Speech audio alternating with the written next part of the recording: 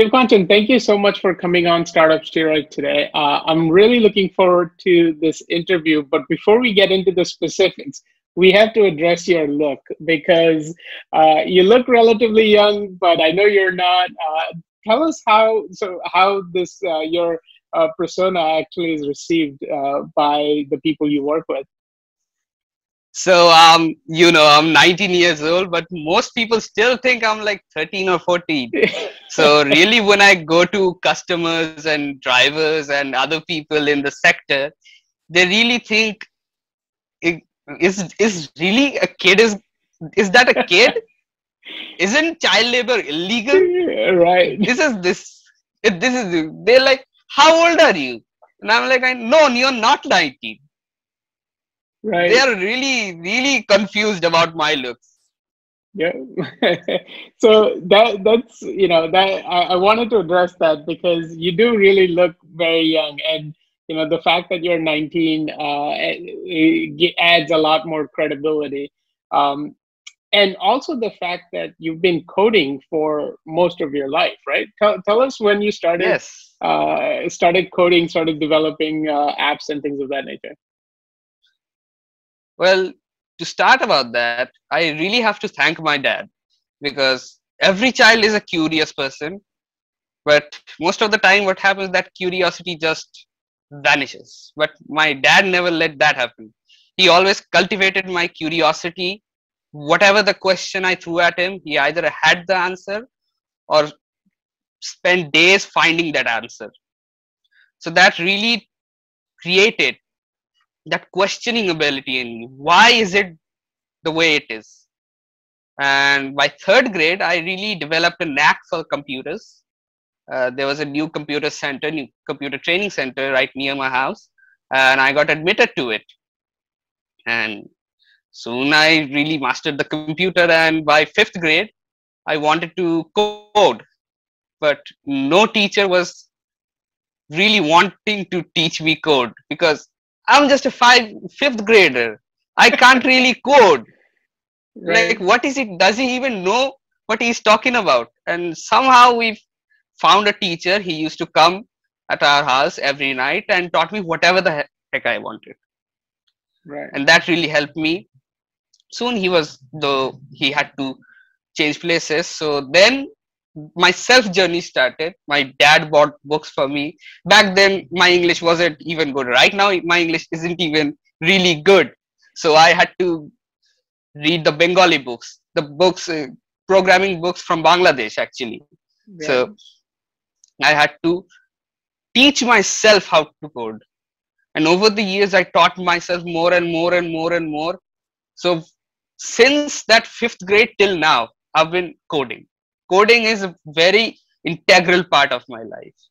Everything, every problem I see, I can go into why is it, and I have to solve it in a logical way that makes sense, that is efficient, and that has landed me in some good company, not like company, but like good Right. community.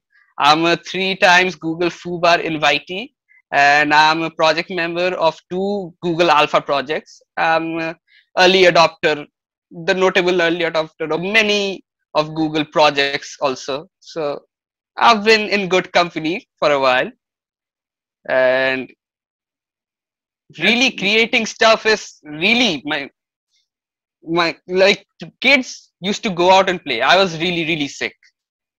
I couldn't go out and play. I just coded. I just let my creativity go through the lines of code. That's fantastic. And in a way, the health issues I know can be very sensitive, but in your case, they really propelled you in IT and in coding and things of that nature. So at age 19, you probably accomplished more than most you know kids in US who might be graduating college or might be in their mid 20s. So congratulations for that. Thank The you very progress you much. the progress you made is fantastic. So we were before we hit record, we were chatting a little bit about your community, the town you live in. and how it wasn't really being served by a lot of the IT companies, the big IT companies, and the apps and the communities that are coming up. Tell us a little bit about how you actually came to this idea for Ride. So the whole country of India is actually split into two. One part is India and other part is Greater India. The India part, the part that we call really India, that other people, the people outside really see as India, is a very small minority. It's the metropolitan area, it's the urban area, that's where the things happen, that's where the innovation is, that's where the technology is, that's where the money rolls. But 72% of the Indian population still lives in rural area. So the India is really greater than those metropolitan areas. But so far, nothing really happened for us. I am a part of a tier 4 town, a really, really small city of 300,000 people. So far in my life, physically, I haven't been affected by any other startup other than Amazon and Flipkart. That's it. No other player, no other tech company, no other app ever really entered the market. We were the untouchables. We were like, there isn't any money, there isn't any market in that area. But that's where things go wrong. Because when you have this many people, small pennies can make a lot if you can really serve them well. So I had to, as you said, the health issues, I had to really go to Kolkata, the nearest metropolitan city, really often to go to hospitals. And I really saw the Uber and Olas and other ride sharing apps, the cabs. And I thought they were pretty neat. I really want to use them. But when I saw the actual pricing, they were skyrocketingly high. And even if I could afford them, heck, in my city, there are a lot of rich people also. Some few rich people. Even if they could afford them, they really can't use them because they simply do not exist here. They simply do not exist outside metropolitan and urban areas. Yep. We are humans too. We have the problems too, and the problems deserve to be solved. I am now traveling for like 5-6 years, and every day I had to walk for like 10 minutes, then stand in the summer heat in 40-45 degrees Celsius for half an hour just for rickshaw drivers to refuse me on my face because they are going somewhere else. Right. I was tired of this. I really was tired of this, but people really couldn't do anything. It is what it is. Mm-hmm. There is nothing to do. People accepted it. But I said, no. If there is a problem, I'm going to solve it. If it bugs me, I'm going to solve it. It's very personal for me now. I'm going to really, really solve it.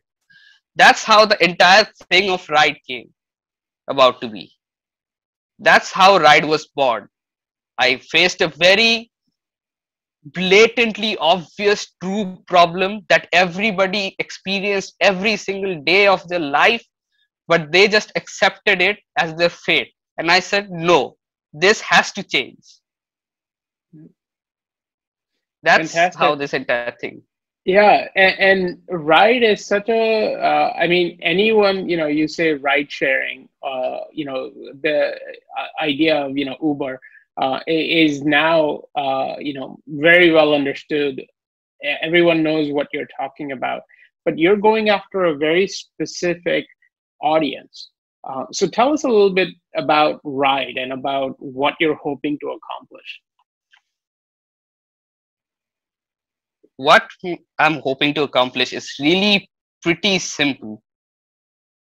When I go outside, when I plan to go outside, I don't really have to do anything other than press a button. That's it. Everything else is taken care of. And that at an affordable price, because affordability is really, really a core part of our society, in the tier 3, tier 4 society. If something becomes just a tad bit expensive, nobody can afford it. That's the plain simple truth. In urban areas, a 5 rupees increase doesn't matter. In rural, tier 3, tier 4 areas, 5 rupees increase is like a 50% hike. It's a Right. really price sensitive market. Yep. And just to make sure people in the West understand it, when we're talking about rupees, we're talking about a 70 to 1 ratio. So Yeah, a 5 75 to 1 rupees, ratio. right. So a 5 rupee increase, we're talking about, somewhere in the neighborhood of, you know, 5 to 8 0.15 cents. cents. Yeah, 0.15 cents actually. 0.15. Okay. So about 15-cent difference in pricing. So this is a very small fluctuation, but because the market is so price sensitive, even that kind of a 15-cent price increase will throw the entire market out because they just can't afford to pay that additional No. So amount. we had to develop this whole thing with that in mind. The people who are fortunate enough to afford a cab wouldn't be using an auto rickshaw or e-rickshaw. Yep. So we had to really design this whole thing with them in mind, and we are in really great market right now because, as I said, everybody just accepted it as it is. Mhm. It's just like the 2007 situation where BlackBerry was the common thing. It's just the thing. It is what it is. That's the phone until the iPhone came. Then it totally redefined what a phone is supposed to mean. We are trying to do the same thing. Transportation is a very neglected area in this tier 3, tier 4, the greater India, as I say it. And we are trying to say, no, this cannot be it. There is a better way, and it doesn't burn a hole in your pocket. That's fantastic. And it's amazing how much of a business perspective, business know-how you have to have to develop a product similar to Uber, but that the cost structure of the company is significantly lower to be able to reach that market. Again, that's fantastic that you've been able to visualize that. Tell us how you actually achieved it. What have you done in the last 2 years or so of the company existing? How did you develop the product? How did you build the cost structure? So, thanks to my technical know-how, I really absolutely jumped on it. I'm gonna develop this. Back in that time, Flutter was a new project, so I tried my hands with it. I developed it from the ground up. I wrote the entire riders app. I wrote the entire drivers app. I made the entire backend by myself. I worked 12 to 16 hours every day. And this camera is not really high resolution, or you could have seen 80% of my hair is gray. Actually, it's the no, I'm serious. This upper layer is black, but underneath 80% of my hair is gray. And everybody asks, why is it gray? I just say, oh, and my liver malfunctions. No worries, my liver malfunctions. No, So we weren't but perfect. yeah, Yeah. but you've done a good amount of work. Walk us through that actual work that you did. Well, to say the least, how can I say it really? It was a very, very grueling process because although I've been coding for the last 2 years, before that last year, I wasn't really in touch. So I had to really get back on the track first.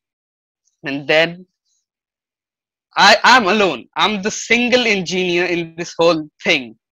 I'm the single person developing it. So managing an entire 10 to 12 people team worth of project is extremely hard, and it really takes a toll on your mind, your body, and your academics. My academics were a little hurt. I'm not gonna lie. And after the app was done, we were really ecstatic to launch it. My co-founder is my father. He has Mhm. 30 years of experience in banking and finance. And so he really helped develop the whole process and everything. But the fun thing that happened is, first, our approach was fake it till you make it. We didn't come to what we are today from the first day. First, our approach was fake it till you make it. We are going against the big boys. We're going to play like the big boys. We printed expensive flyers, everything, and we distributed them among anybody we can get on road. Me and my dad just took the flyers every day. Evening, we got out on the road for till like night, 9, 10, 11, doesn't matter. As long as there were people, we were handing them flyers. Sometimes during the rush hours, when the rickshaws were just passing me, there were full rickshaws. They were going to the station. I jumped in the e-Rickshaws to hand the passengers a flyer. Really dangerous. I wouldn't recommend to any other founder, but yeah, I had to do it. Right. We really did that. Now, why I say fun thing is, I just casually told my friend to tell his brother to post on Facebook that, yeah, ride exists, ride is here to do this, ride is affordable, etc. Just simple stuff. The next day we launched, we recognized the people that took our flyers weren't the ones that are really signing up on our platform. Majority of our users are coming from that single Facebook post. Wow. And that really opened our eye a little bit, because we found the first problem and solved it simultaneously. The first part of the problem is, people don't like new companies. They do not trust them. You had to build trust. Sometimes it's very, very expensive and very, very hard, and takes years for even established companies in India to build trust. Right. But that single Facebook post really said, hey, I know this product. I trust this product. You are my friends. You can try this product. That really opened the door. We realized if we have to acquire customers, we really have to go through one thing, that is referrals, because people trust people. People don't trust brands. People trust people. Second part of our problem was, we were growing extremely fast that day, but under 12 hours we were shut down by the union, the local e-rickshaw union. Why? Our sole business model, our sole app threatened their entire existence. So they really were set aback. They forcefully stopped us, but still we managed to do get about 56 requests in first 12 hours. 48 of them were done. And in the next 30 days, we got significant amount of requests. We couldn't fulfill that because, of course, we were shut down. But there was enough strong name of us in my city alone that people were trying to get a rickshaw, even though they knew we were offline. That's amazing. They really wanted this. That's where we realized this is an absolute gold mine. The whole greater India is an absolute untapped market. And we have to grab on that. Our first phase of our pilot project stopped from that. And then we really got a little far, half an hour to another city. And we said, no, union stopped us from in our city, in my city. So we are going to have to devise a way. We contacted the secretary of the unions. We pitched them the product. And the first question that arose was, what's in it for me? Now, till today, this whole thing is bootstrapped from my father's pension checks. We have really, really low operational cost, really low burn, because We have optimized the platform in that way. We work in that way that we have really low cost. So to answer that question, what's in it for me, we realized we couldn't really pay him anything. Something that we know our competitors do, our competitors can afford to do. But that is not for us. We can't afford to pay him because if we pay him, what we can't eat, we can't have dinner if we pay him. Right. That's when the second part of our business came about. That no, you can't really just throw money at this problem in this market. If you throw money, you have to break even someday. If you have to break even, you have to get that money from the customer. And if you try to get that money from the customer is not going to use you. Right. You threw money in a market just to destroy it yourself. Right. That's when we had to get clever. We devised certain ways. The certain way is, we told him, look, how about for each e-rickshaw that you onboard onto our platform, you verify their documents, you give them the marketing materials, you give them stickers and everything, you train them, you onboard them on our platform for a fee. You can take that fee. We had to put that fee because no driver was really comfortable with not paying a fee. It's actually a counterintuitive thing, but they were really sketchy. Why are they coming to us for a free product? They were really taken aback. So we had to actually put a price that you have to pay this to get on our platform. And they were very ecstatic about it. Yes, I want to pay that. Don't worry, right. I'm going to pay that. That's how we developed this system. So we were working. So we are now in agreement with the union leader. He is going to onboard every driver. He's going to train all the drivers. He's going to verify. He's going to give them marketing material. And now he's overly ecstatic, so much so that he proposed us, without knowing that we are actually in bike taxi market also.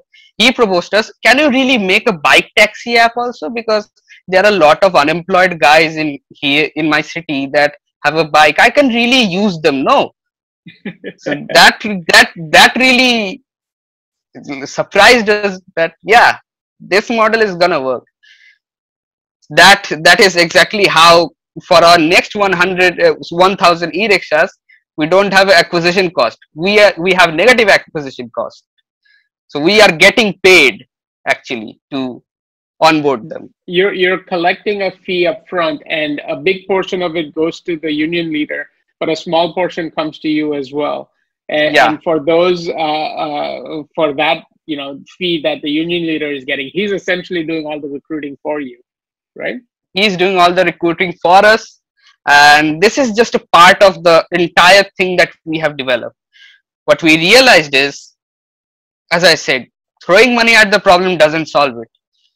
You have, for the greater India, you have to develop systems such that the market can make profit for itself. You are just helping them in making profit for themselves. This extends more far from union, because in that city, in our second pilot city, the union is helping us good, but we have to be adaptive. Not in every city there are gonna be some variations. Some unions are gonna be okay, we are gonna onboard them on our platform. Some unions are gonna be no, absolutely not. You cannot enter my area. If you set foot, I'm gonna chase you. Right. There you have to. Then if you are any other company, you just got another problem on your hand. Yeah. You now have to develop another system. But since our core is set, no, we don't treat our drivers as a replaceable supply, like how some of our competitors are notorious for doing, as we all know. Rather, drivers are a part of us. We are not going to treat them as a replaceable supply. We are going to empower them. If we empower them, That's when the magic happens, because they can rest easy. Everything is sorted, everything is taken care of. They have a community, they have a strong, stable platform, and they have a lot of benefits. Not like in health benefits, it is directly from us. They are an independent contractor, not employed, but still we have done that in a smart way that it's not, we are not cheating them. They are still getting the benefits of everything they need, so they can really focus on one thing, that is helping the riders go from point A to point B, and working with us to get them, working with us to do that at an affordable rate. Yeah. So you're This you're is, you're you're the low cost supplier, but you're giving them fair share of the revenue, and you're providing them with all the tools that are yes, we necessary to have the get their job lowest, yeah, we have the lowest commission on the market right now. That's another thing. The core of the thing is what I haven't really discussed till now, done. Okay. is our community based approach. Each city we will dive in, we will get a handful of new drivers, both from bike taxi and e-rickshaw. It's important that we take both, and I'm going to explain that a little later. Instead of focusing on the existing supply of unions, we're going to first focus on the coming supply, and we are blessed because the number of e-rickshaws, auto rickshaws is going to double by 2025. So there is plenty of new supply coming in. Right. We're going to help them actually get a e-rickshaw through easier financing and stuff. We are going to build a community with them in that city, so they have a very strong basis, and the next drivers that are going to come in have to come in through the referrals of existing drivers. That way each driver screens the new driver and everything is sorted out. Right. One of the biggest cost in ride sharing business is the operational cost. That is exactly for this reason. You have high acquisition cost, you have high verification cost, you have to constantly acquire new supply. Anything, a big part of it is what I got from some industry leaders in this space. The big problem in this area is when the drivers are from a lower socio-economical background, so this is the first time they are having a smartphone and internet and things like this, so everything is pretty new to them. Whenever they face a problem, they have to call the support center of the app. That's it, that's the only way. And for that, what used to happen, what the current model is, each city has a city manager that takes care of all of this. He has to send people to pitch and gain new drivers. He has to send people to fix issues of drivers. We said no, we are gonna solve this problem in our way, in the greater India way.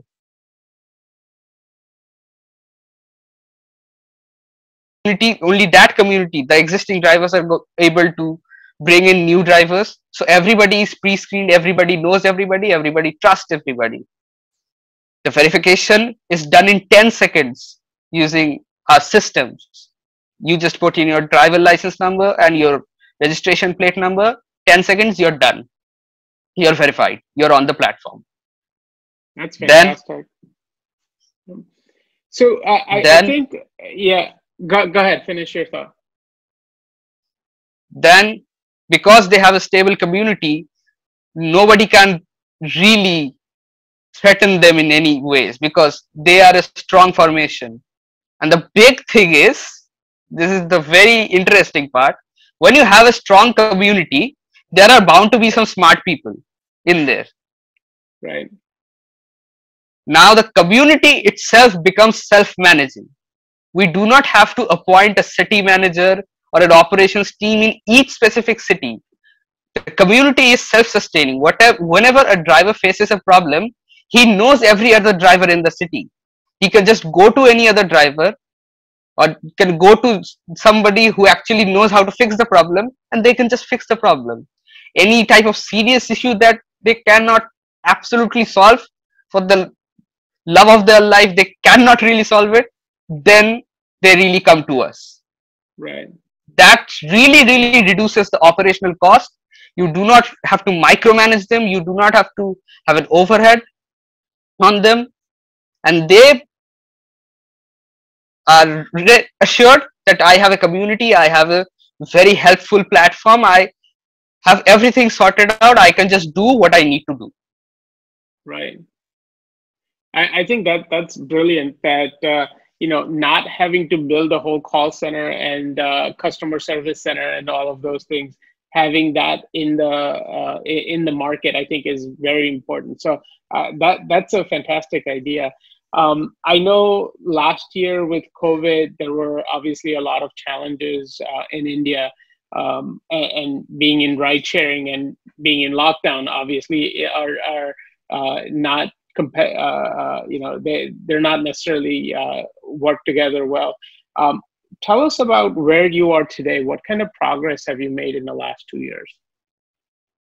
So in early November, we started our first phase of pilot test. November 2020. November 2020. Yep. So that's where we started the first phase of our pilot test.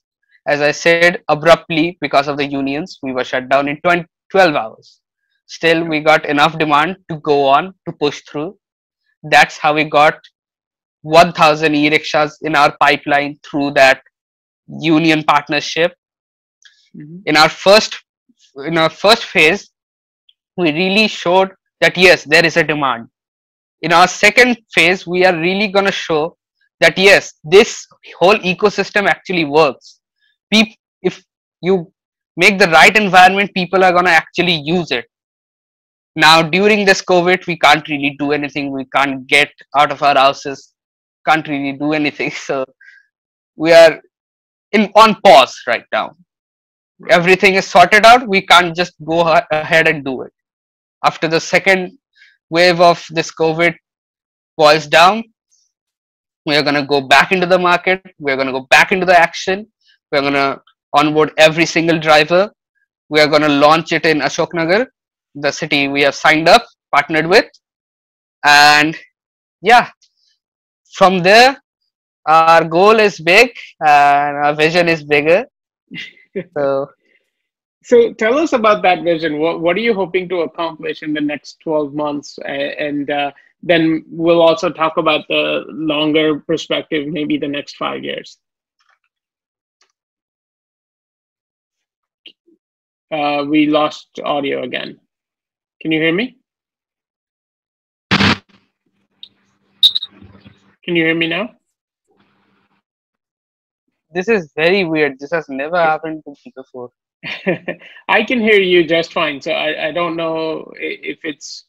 I think it's something on my end because... Yeah.